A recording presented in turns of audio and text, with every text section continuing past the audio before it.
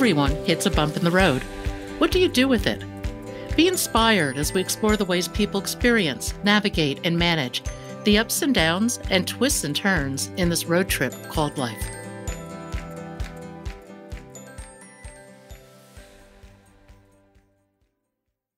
Mark Philpott had it all. He had a remarkable corporate job traveling the world, great hotels, restaurants, and events. He was an endurance athlete and philanthropist who started his own NGO. Until one day in Belgium, he realized that his world lacked compassion. And from that moment, his life changed. Today, I'd like to welcome Mark Philpott. Mark has an amazing story. Tell us a little bit about it. Well, thanks, Pat, first of all, for having me on your great show and to be supporting your fantastic work that you're doing across the world. I'm a big believer and I'm a fan of yours, so thank you very much for having me here today.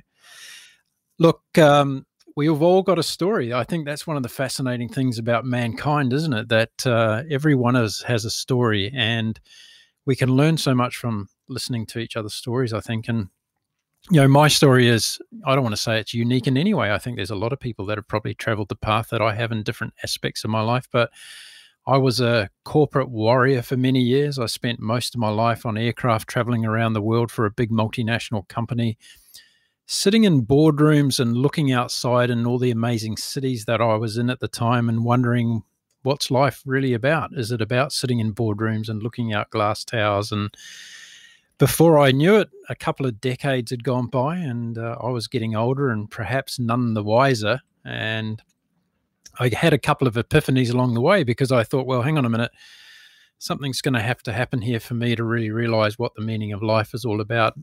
And I was living in Brussels in Belgium at the time, and it was one very cold Sunday afternoon, and I was very depressed.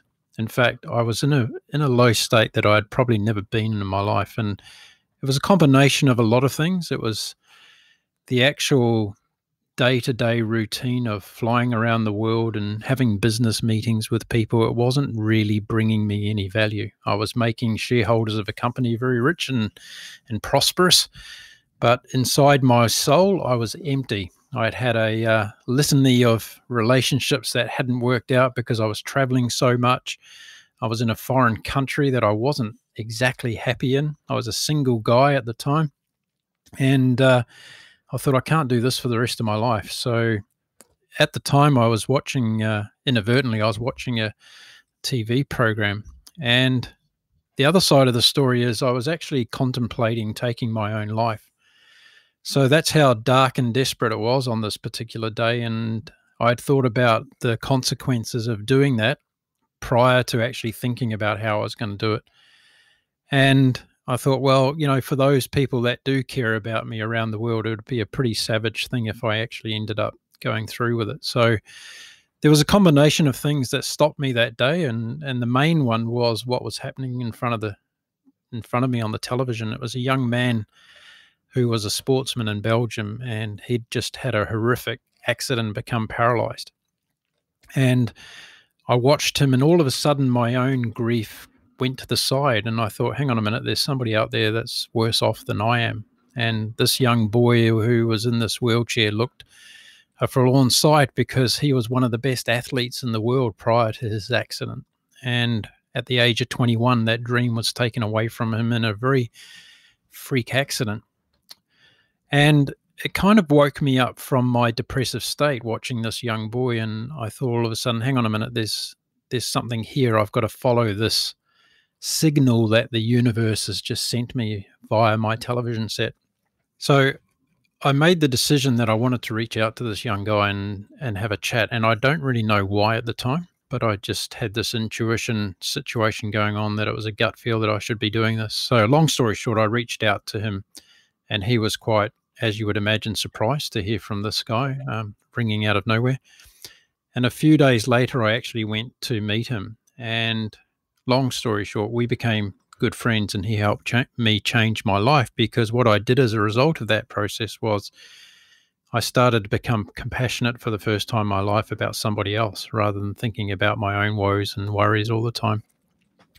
And it taught me a big lesson, because I'd spent most of my life in the corporate world, which, as we all know, is a very cutthroat business, and we think about profits and making targets for other people and all the rest of it. And we become very centered and self-centered in that process. And I didn't in particular, because I was in such a fortuitous position where I was flying around the world every day, and I was staying in fancy hotels and, flying up the front end of the aircraft and all those sorts of things. And in my buy time, I was able to, go and watch Formula One Grand Prix and go to some pretty expensive parties around the world.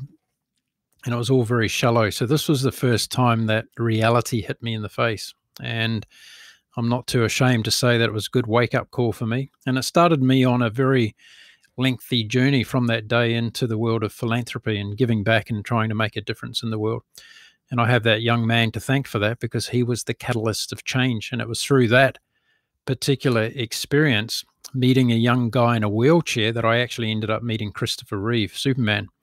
And that was another life-defining moment. So I think, the lesson learned from me is, when we think of our own troubles as being, life-shattering and life-ending, they often aren't. And there's always someone else out there that can often teach us and do teach us lessons about not only our own mortality, but also the situation that other people are confronted with. And I think when we reach our hands out to help others and embrace that opportunity that's given to us to be compassionate in life, then we can change our own lives around and make it better for ourselves. So, yeah, that was a great lesson for me, and it really centered me around the things that I became very passionate about in my life. A number of years later, I started my own global not-for-profit organization as a result of that experience I had with that young man.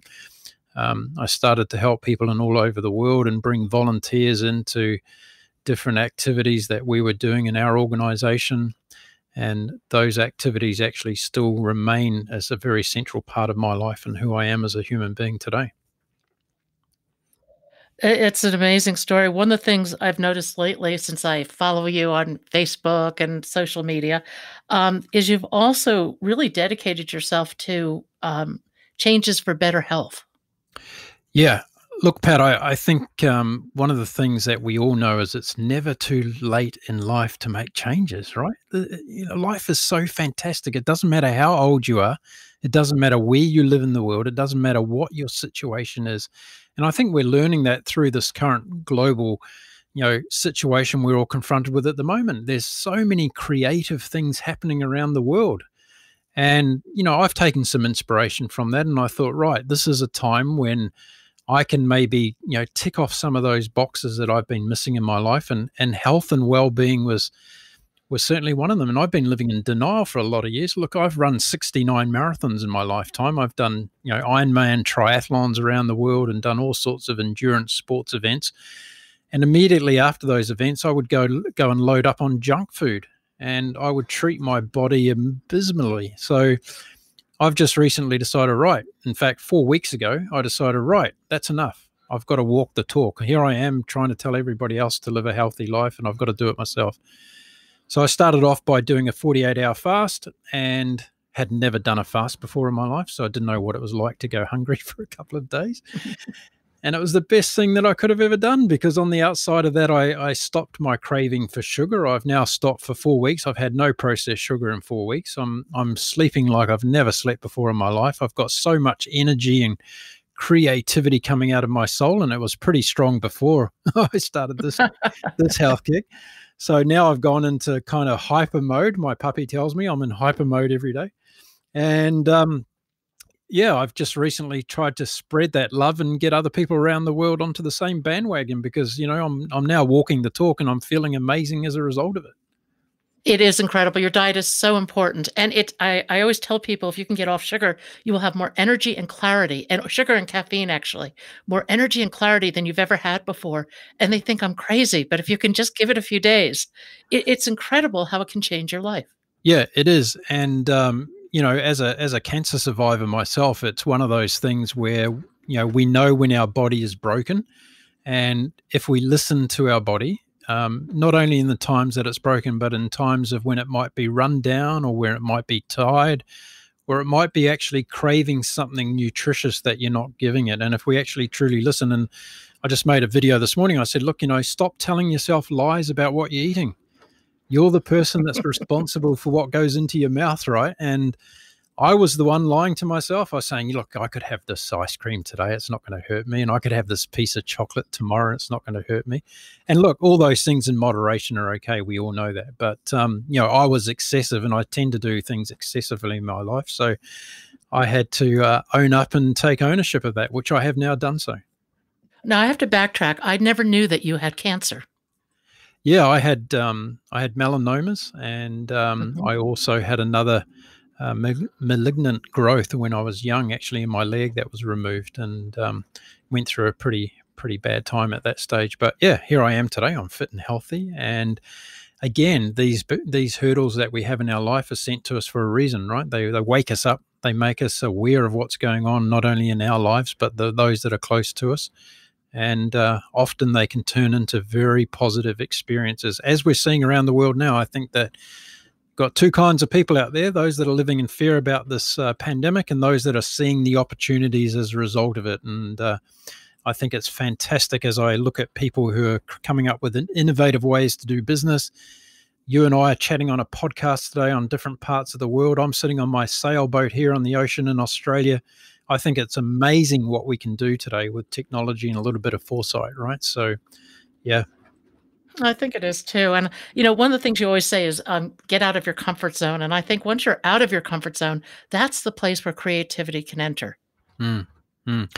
And also authenticity. I think when you're really out of your comfort zone, we were just talking before we came on air today that I'd spent some time as a homeless man. And it was during that period of my life that I can put my hand on my chest and say, well, I probably got to the closest form of my authenticity that I could possibly ever dream by being in that situation, because I'd stripped away everything else. There was no materialism, there was no business card or identity linked to a particular job or a big company.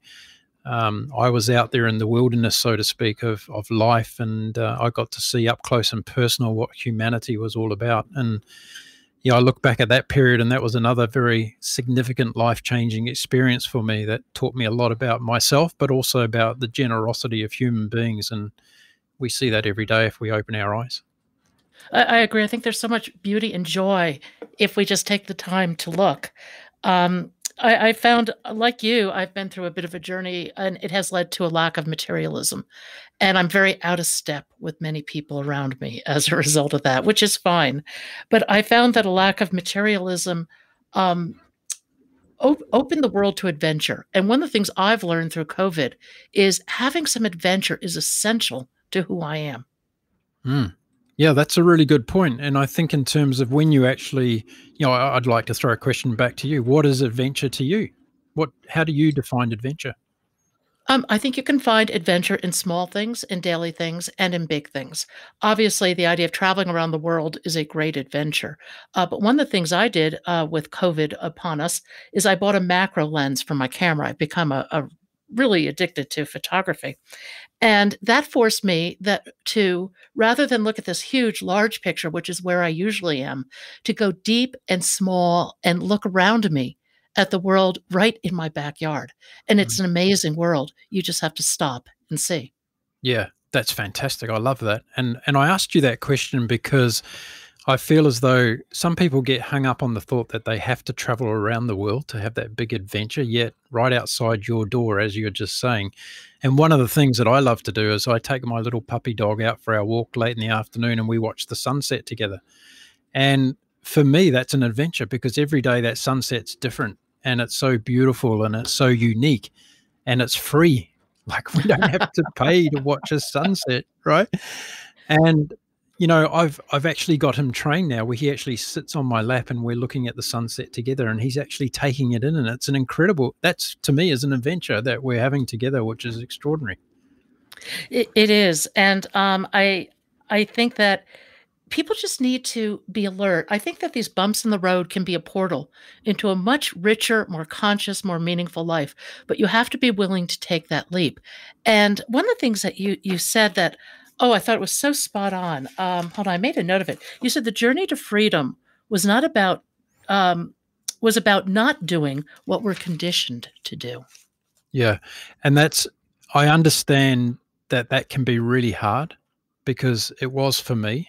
And if you can imagine, for over 2 decades, I was conditioned to perform as a corporate warrior, right? And this is not a judgment on the corporate world, because I was a player. I was the person that voluntarily went in there and said, right, this is a career path for me. But in realizing those things, I thought, well, hang on a minute. I've got a choice ultimately here. And it's really interesting what you just said, Pat, because when we start to define who we really are, and if we take away those materialistic things and we become a homeless person, in fact, people all of a sudden can't identify with that. It's strange for them and they feel uncomfortable with that. They feel very uncomfortable. I can remember, Yeah. and I always try to present it in a way that was palatable. I would just smile and say, I'm homeless and I dress well. I have a decent car, that kind of thing. So people would laugh. If I got a laugh, I knew I was okay. Yeah. But there was a great deal of discomfort, not very far below the surface. Yeah, I understand. And I think the challenge for me in that process was I wanted to get to a stage where it didn't matter to me what other people thought, that Yeah. I was doing this for my own reasons. And it didn't matter that people didn't understand it. I didn't want them to understand it.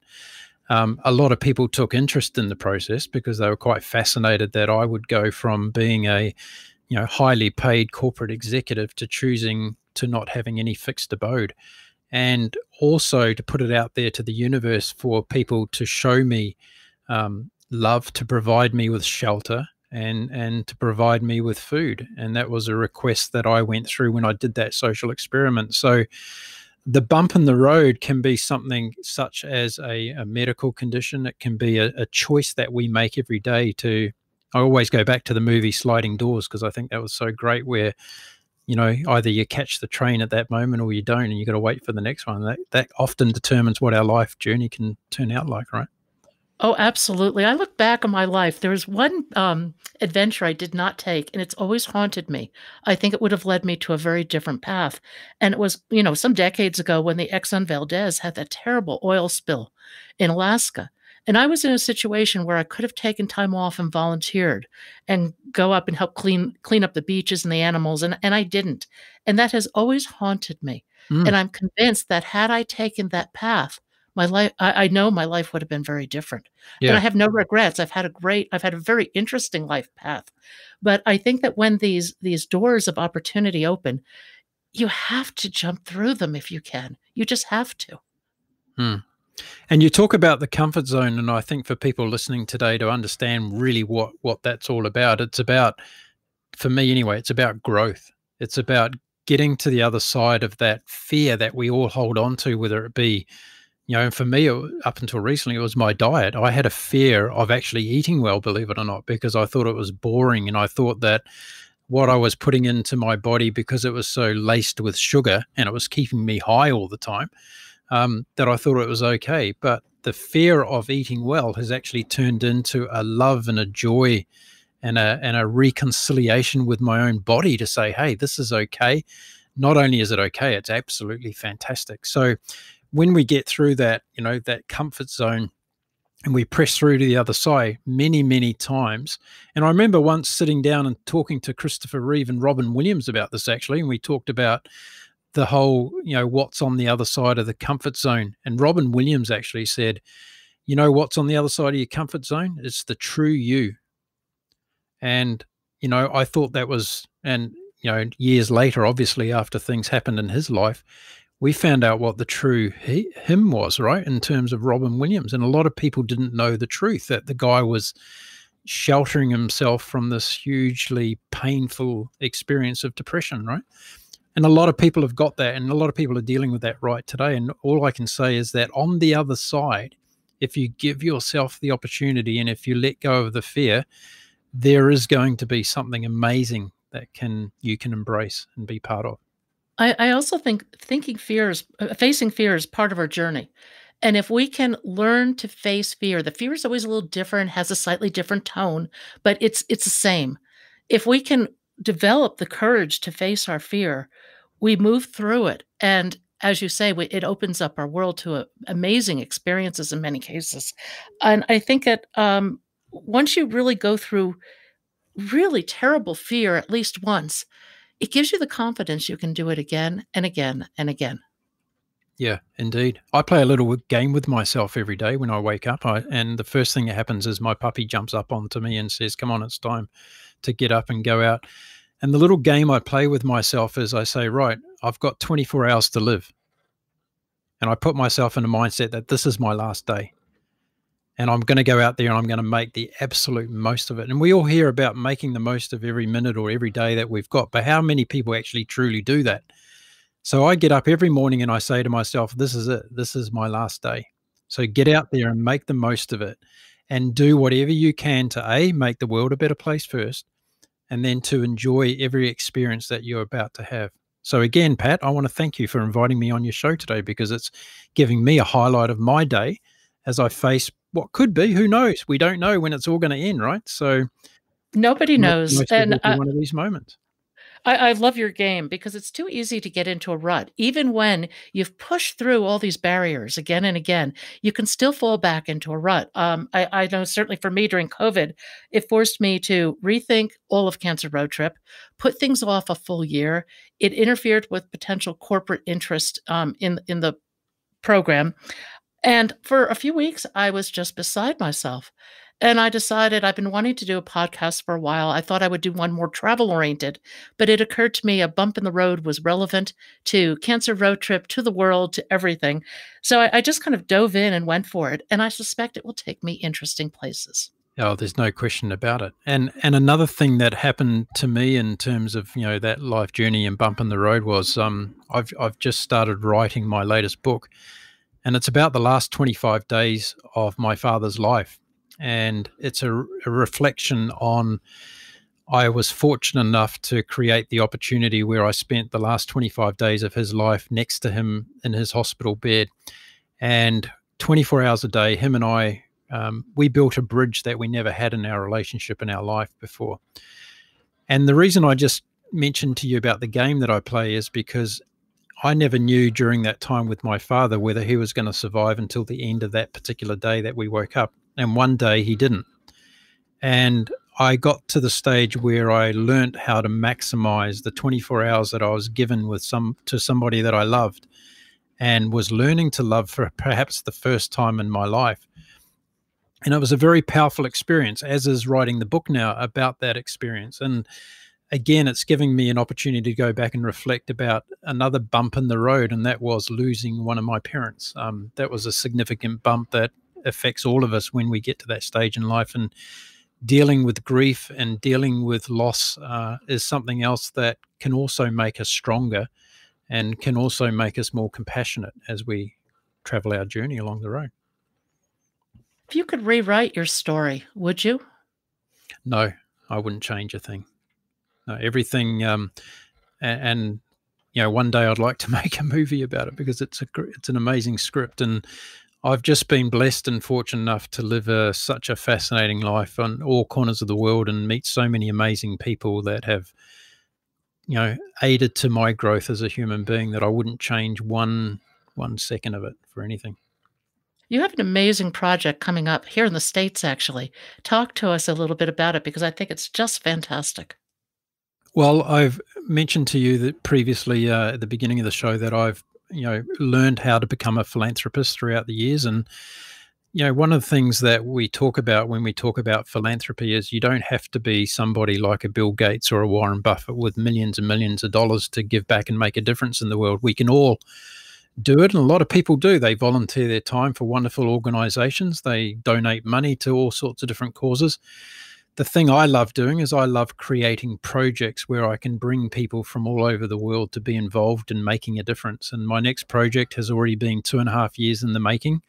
I came across a fascinating, or what I think is a fascinating, water-based adventure called the Great Loop, which is a 6,000-mile boating adventure through the eastern states of the United States, from Florida up through the intracoastal waterways to the Hudson River in New York City, up the Hudson River into the Erie Canal system into the Great Lakes, across to the Mississippi River and down to the Gulf of Mexico. And that's called the Great Loop for people that haven't understood what the Great Loop is.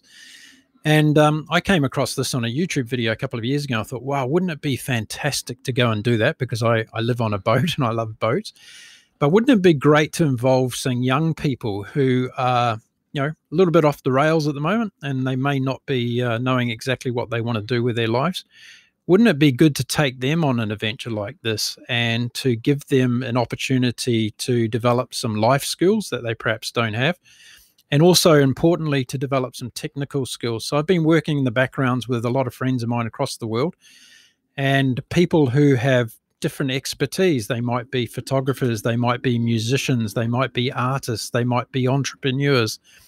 And we're going to create a project where we have a buddy system or a mentorship system where these people from all walks of life with expertise in different fields come together, and they help these 18 to 21-year-olds who are going to be on this incredible 6,000-mile adventure with us. And we're going to try and part our knowledge and wisdom, as are the young people, to the adults, because I'm sure there's going to be a lot of two-way learning and inspiration with this journey. And as soon as this horrible, nasty virus leaves us, we're going to be commencing this journey in the United States for about 2 or 3 years. It's going to be a massive undertaking. There's going to be a lot of people involved doing lots of different amazing things. So if you're out there listening to this podcast today and you want to know more about this particular journey, on maybe you want to give back, you want to make a difference to a young person's life or change your own life, then I'm sure Pat will create some links that you can get in touch with us with. Oh, absolutely. And I look forward to following your journey. Who knows? We'll get a bunch of people together and we'll cheer you on at one of the locations. That'd be wonderful. Fantastic. Tell me, what advice do you have for somebody facing their own bump in the road? If you could distill it down, what would you say to somebody? If it moves you, chase it. That's what I would say. If it moves you, chase it. So, you'll come across something inevitably in your life that it just really pulls at your heartstrings in one way or another. And that's something worth chasing. So I've been fortunate enough that I've had, I guess, signals sent to me in all different steps of my life that this is something you should be chasing right now. It's something that you're passionate about. For me right now, it's podcasting. It's about creating this great loop project. It's about exploring the opportunity to change people's lives through all sorts of things. So I'm chasing it. That's what gives me my drive and passion every day. And I think that can be the same for anybody. And it doesn't have to be, again, something that takes you around the world. It can be something you do in your own neighborhood. It could be even just talking over the fence between you and your neighbors and making their lives better. So no matter what it is, if you get that passion one day of something inside you and you feel as though, hey, this is interesting, what should I do? My advice is go after it and see what you can make happen as a result of it.